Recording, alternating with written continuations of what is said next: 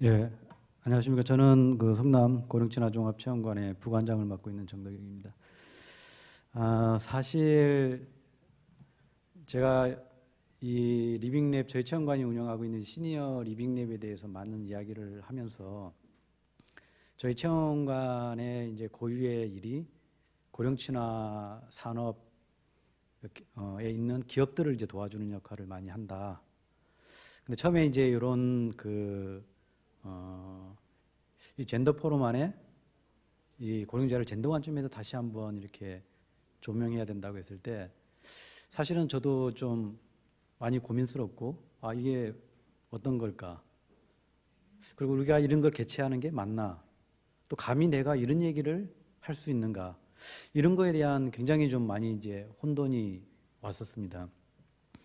근데 사실 이제 저희가 시니어를 이제 위한 기술도 개발하고 기업들도 도와주는 관점에서 처음에 이제 시니어를 이렇게 바라보는 그 관점이 처음에는 우리가 기술을 만들어서 그 약하신 분들을 돕는 분들이다.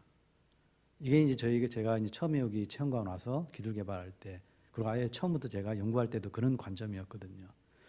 근데 이제 저희가 리빙랩을 운영하면서는 이거를 갖다가 우리가 탑다운 방식으로 우리가 그들한테 이렇게 내려주는 관점에서 이게 뭐가 잘못된 거예요.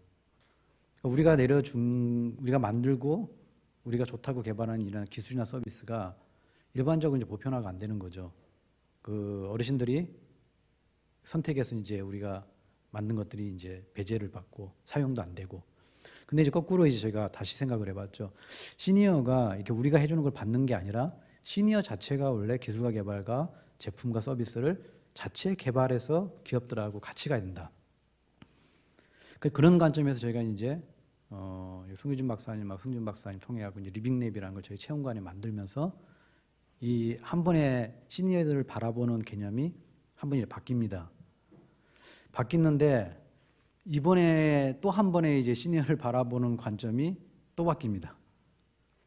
왜냐하면 아직도 제가 이제 정확히 저는 이런 쪽에는 잘 아직까지 확실한 전문가도 아니고 해서 제가 확실하게 이야기할 수는 없지만 저희가 이 기업을 위한 시니어들을 그 시니어들은 기술과 이런 것들을 이용할 수 있는 사람들, 사용할 수 있는 사람들인데 그들이 뭘 고민하느냐? 아니면은 그들이 어떤 차별을 받느냐? 그들은 제품이나 서비스 말고도 어떤 다른 고민의 문제를 가지고 있느냐? 이런 건 저희가 생각해 본 적이 없거든요.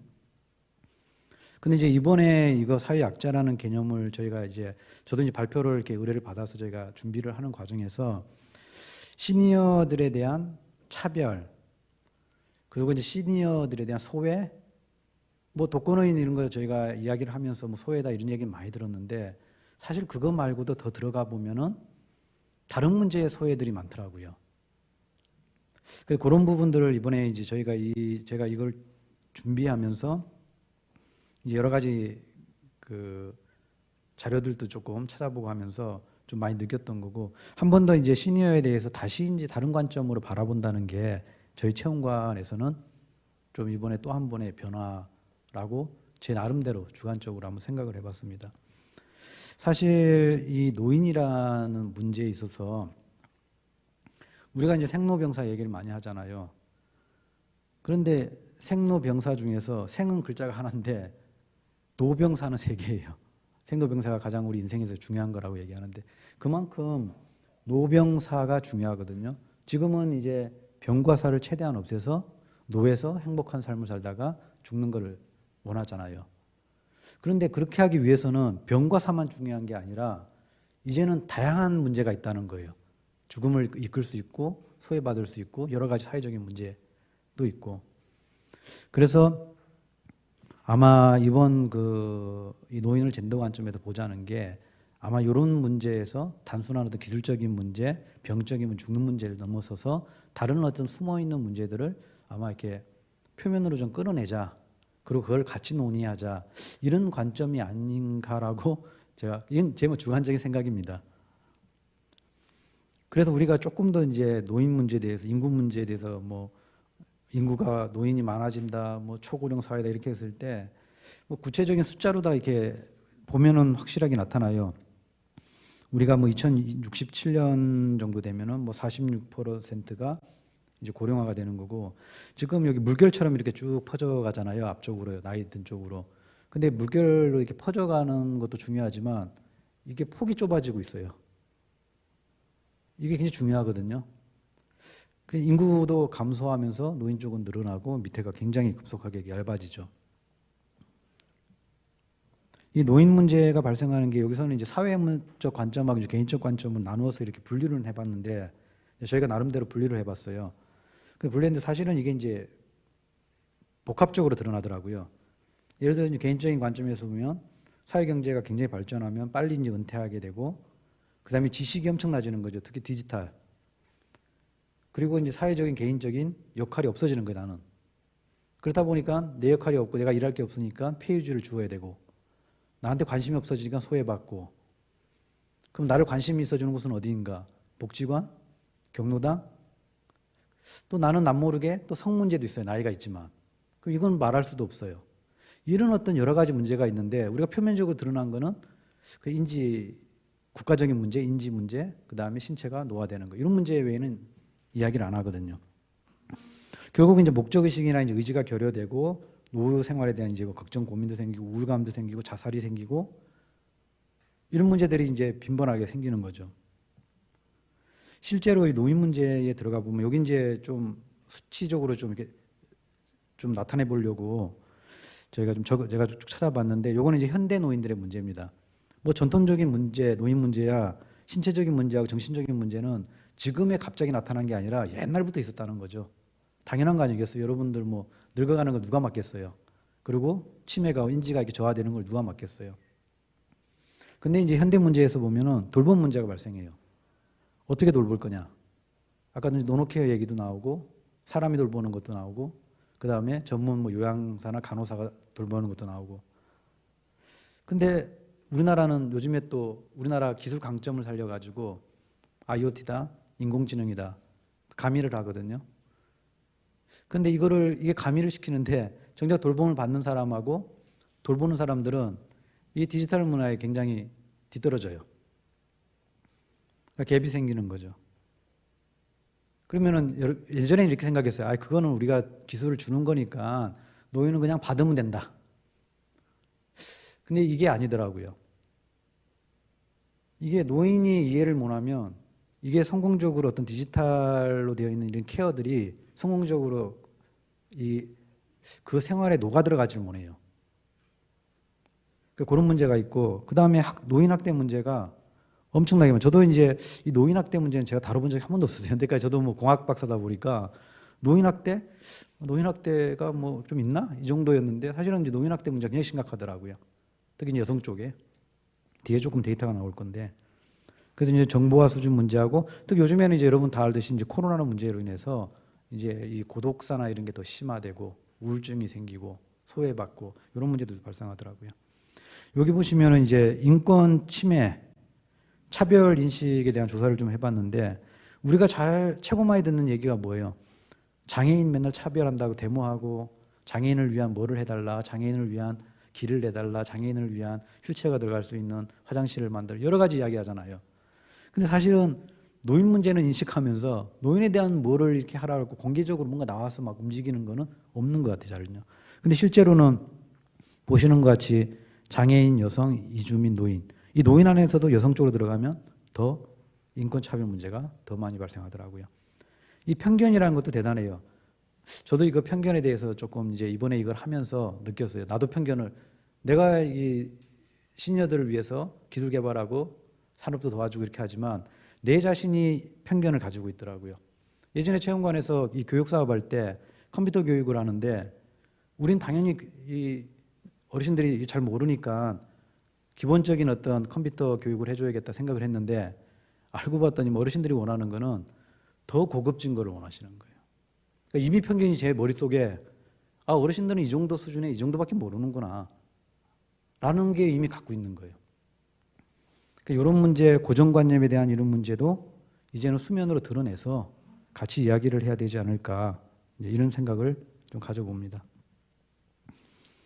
그다음에 이제 이제 그 노인 성별 고령 인구 증가도 지금 여성이 더 오래 살죠. 근데 오래 살아남는 만큼, 그러니까 오래 살아남으니까 당연히 이 노인 빈곤율 얘기를 많이 하는데, 노인 빈곤율 안에서도 여성과 남성을 이렇게 대한민국을 비교해 보면요, 이쪽 오른쪽에 있죠. 여성이 47.2%인 거죠. 폐지 줍는 노인 여러분들 많이 들어봤을 거예요. 폐지 줍는 노인들 이렇게 보면요, 남자분도 있지만 의외로 지나가다 보면 여성분들도 많이 들고 다녀요. 도리어 더 안타깝게 보이잖아요. 니아까 같은 데다가 들고서 위험한 도로 같은 데 가는 거, 이런 것들을 많이 보게 되거든요. 제가 저번에 그 대구 내려갔는데 고속도로에서 나와서 이렇게 지나가는데 그 위험한 길에 어르신들이 이렇게 폐지 줍는 분이, 제가 차로 타고 가면서 벌써 3분을 본 거예요. 근데 이 3분 중에 벌써 2분이 여성분인 거예요. 저 속으로 위험하다를 떠나서, 야, 저 무거운 걸 저걸 어떻게 가지고 다니시는가, 이런 문제들이 발생을 하더라고요. 그 경제 영역을 이렇게 보더라도 마찬가지. 경제가 힘든 게 월소득이 이 여성분이 훨씬 낮죠. 그리고 이제 그 성별 학력도 또 여성분들이 좀 낮아요. 그러면 이제 이런 걸 숫자나 이런 데이터 통계로 봤을 때 우리가 이제 교육이라든지 직무 역량 강화 이런 걸 해준다고 했을 때 조금은 이제 이게 총괄적인 어떤 교육보다는 이런 거에 좀 맞춤에 대한 어떤 전문적인 교육이나 프로그램 운영을 해야겠다는 걸 저도 이걸 하면서 좀 많이 느끼게 됐습니다. 이 돌봄 영역에서도 보면은 이 아픔 때 이제 간병이나 이런 거에서 남자 여자의 이런 차이, 그 다음에 아까 제가 학대 영역 봤었죠. 이 학대 영역 보면요, 요 밑에 빨간 걸로 해서 동그라미 쳐놨는데, 남성이 여성에게 비교했을 때 여성이 엄청나게 높죠. 이런 학대가 이제 우리가 편견에서 오는 거죠. 너는 못한다. 아, 힘드니까 하지 말아요. 심지어 저희가 어머니한테 말하잖아요. 아, 어머니 이제 나이 드시니까 이거 하면 안 돼요. 사실은 이것도 약간은 편견이고 학대일 수 있는 거죠.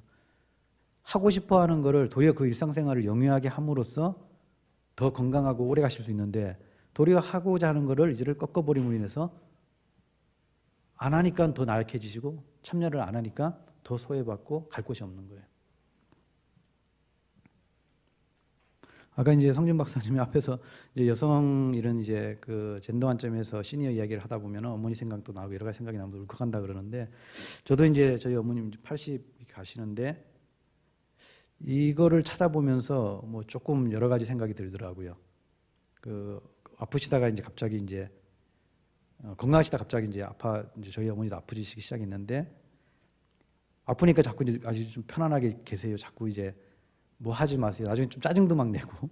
근데 이제 이런 것들이 우리는 아무것도 아니다 생각했는데, 이런 게 이제 어쩌면 저는 지금 와서 보면은 이것도 학대지 않았을까. 어머님이 이거 여자니까 이거 하지 마세요. 이것도 차별 아니었을까. 이제 여러 가지 막 생각이 이제 혼재되기 시작하는 거예요.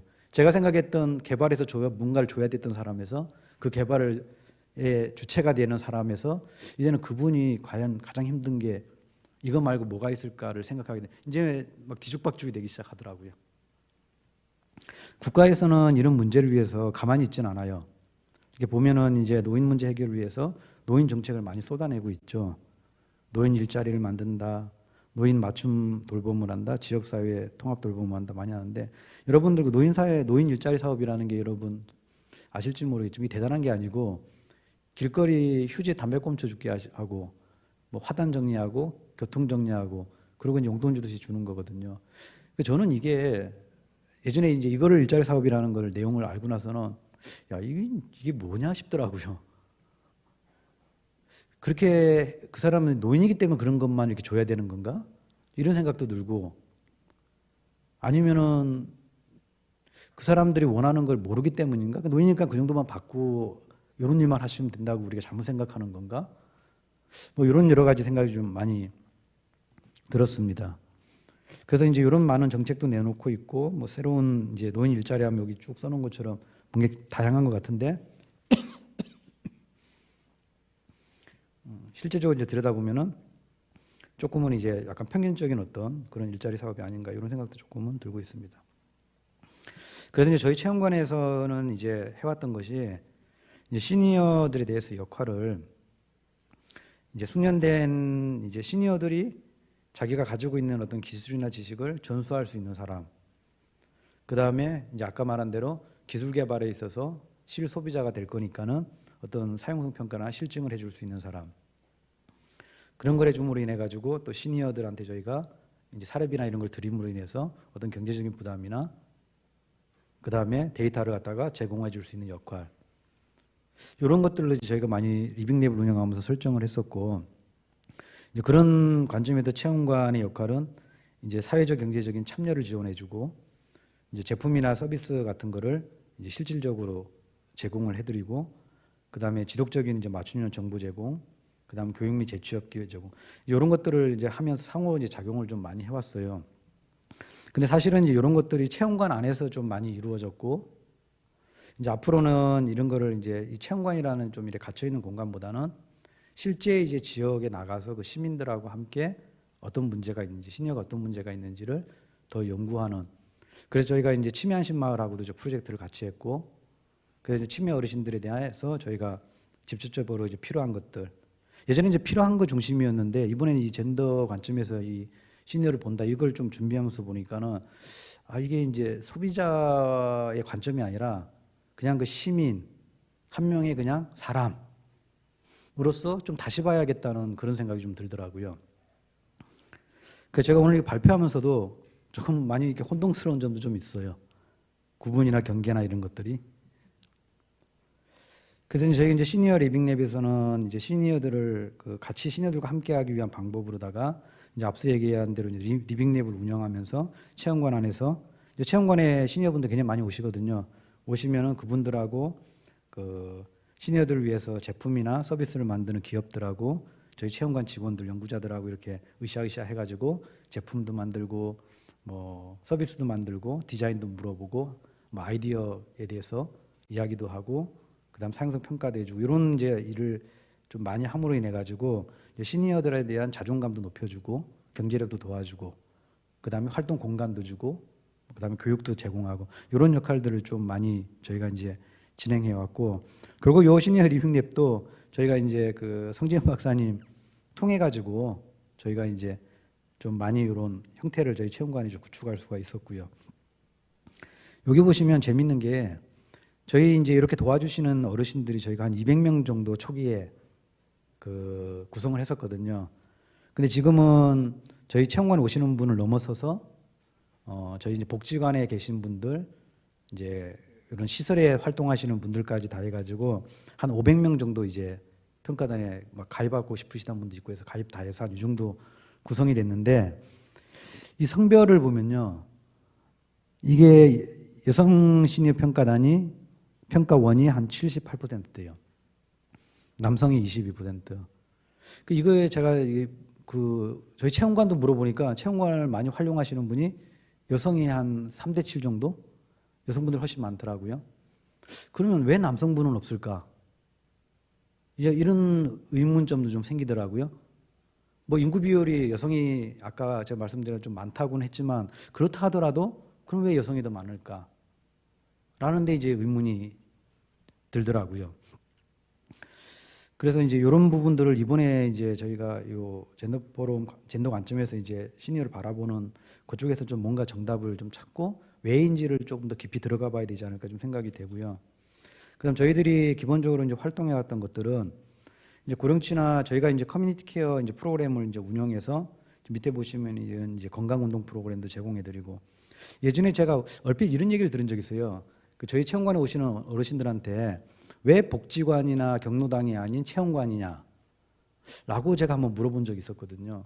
그러니까 그들의 얘기는 뭐냐면은 체험관이 밝다. 그러니까 밝다, 그게 무슨 의미입니까? 이러니까 그냥 일반인처럼 갈 수 있다. 경로당이다 이러면 내가 뭐 지금 나이가 68세인데 그게 가도 막내고 좀 거기서 하는 일이 너무 자기가 있어서 약간은 뭐라 하죠, 이게 만족감을 못 느낀다. 복지관도 좀 비슷한 느낌. 약간 이제 그레이하대요, 분위기가. 그러면 이제 요즘엔 좀 많이 바뀌었지만 그래도 여전히 좀 체험관에 오면 밝고 뭔가 건강하고 젊음이 있는 것 같고 뭐 내가 일반 시설에 와서 같이 즐기는 것 같다, 이런 사람하고 이런 얘기를 하시더라고요. 저희가 이제 이런 많은 이제 활동들을 저희가 조금 하고 있고, 그다음에 역량 강화라 그래갖고 아까 제가 이제 초기에 얘기했잖아요. 컴퓨터 교육도 시켜드리고 이제 바리스타 교육도 시켜드리고, 이제 노래 옛날에 노래 조금 하셨던 분들은 저희가 합창단으로 해갖고 저희 이제 신의 합창단이다 그래서 이제 활동도 도와드리거든요. 그러니까 이런 것들 이제 하시면서 이제 그 자기들 이제 자존감도 높이시고, 그다음에 자기가 하고 싶었던 거를 연결지어서 할 수 있도록 저희가 이제 지원을 좀 많이 해드리고 있어요.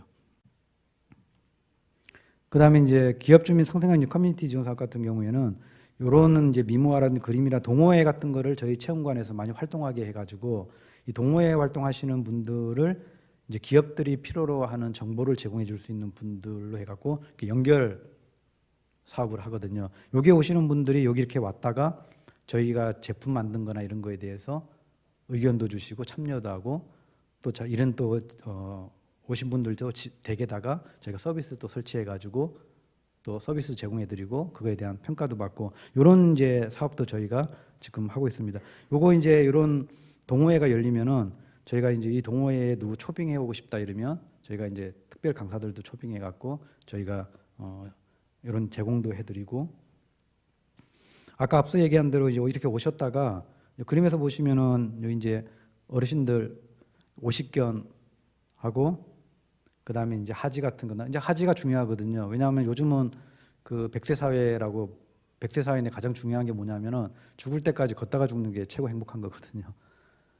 죽을 때까지 자기 스스로 걷다가 돌아가시는 게 가장 행복한 인간으로서. 그래서 저희가 이제 뭐 이렇게 오십견하고 하지 이렇게 운동할 수 있는 것들을 만들 때 이렇게 어르신들이 와서 다 간섭해요. 처음에는 기업이 못 해먹겠대요.